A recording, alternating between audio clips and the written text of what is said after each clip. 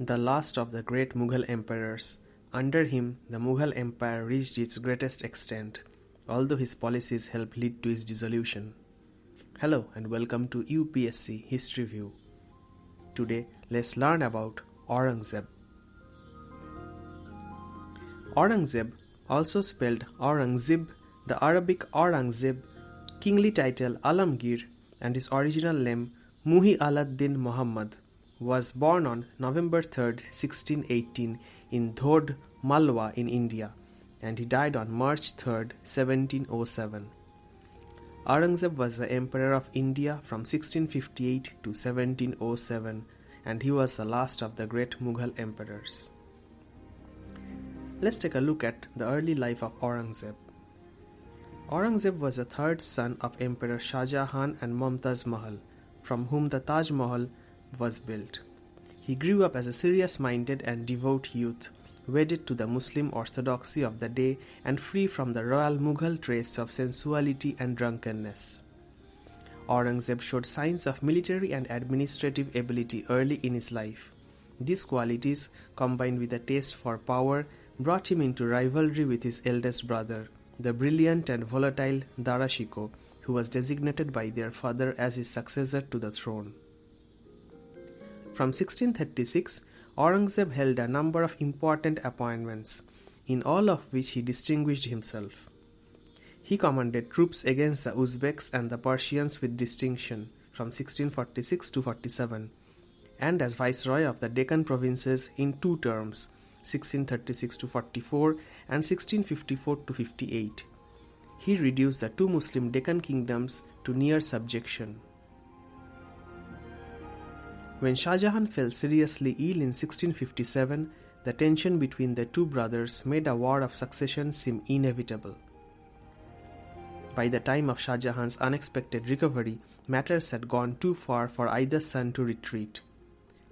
In the struggle for power 1657 to 59, Aurangzeb showed tactical and strategic military skill, great powers of dissimulation, and ruthless determination. Decisively defeating Dara Shikoh at Samugarh in May 1658, Aurangzeb confined his father in his own palace at Agra. In consolidating his power, Aurangzeb caused one brother's death and had two other brothers, a son and a nephew, executed. Aurangzeb's reign falls into two almost equal parts. In the first, which lasted until about 1680, he was a capable Muslim monarch of a mixed Hindu-Muslim empire, and as such was generally disliked for his ruthlessness but feared and respected for his vigor and skill. During this period, he was much occupied with safeguarding the northwest from Persians and Central Asian Turks, and less so with the Maratha chief Shivaji, who twice plundered the great port of Surat in 1664 and 1670.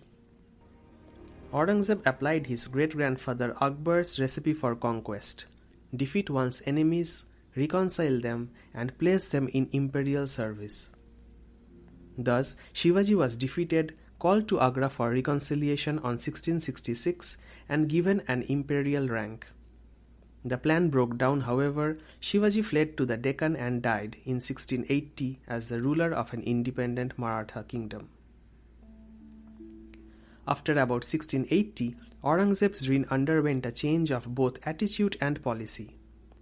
The pious ruler of an Islamic state replaced the seasoned statesman of a mixed kingdom.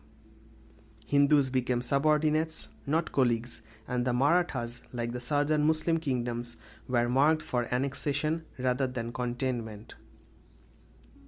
The first overt sign of change was the reimposition of the jizya or poll tax on non-Muslims in 1679, a tax that had been abolished by Akbar. This in turn was followed by a Rajput revolt in 1680-81, supported by Aurangzeb's third son Akbar. Hindus still served the empire, but no longer with enthusiasm.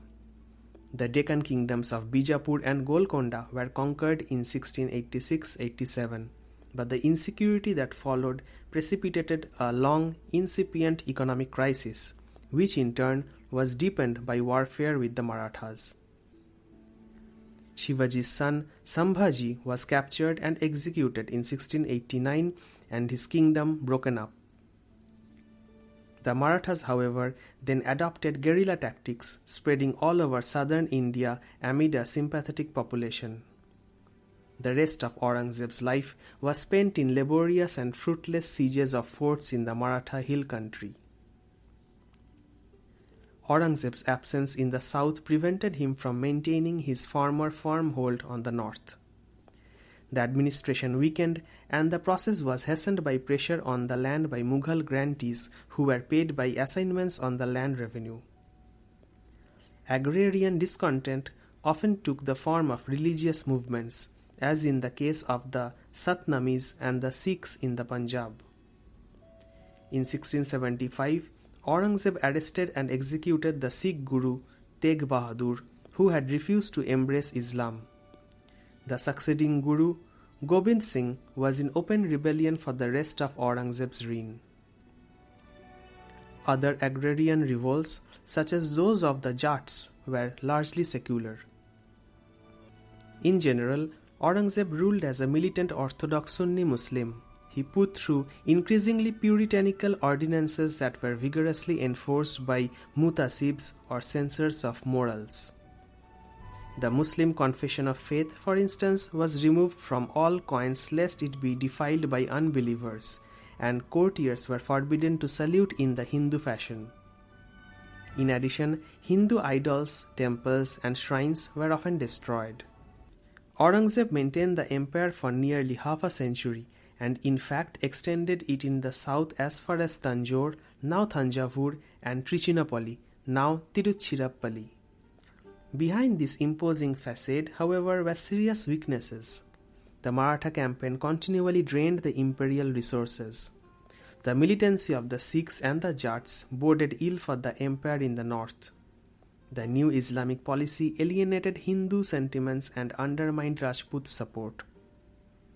The financial pressure on the land strained the whole administrative network.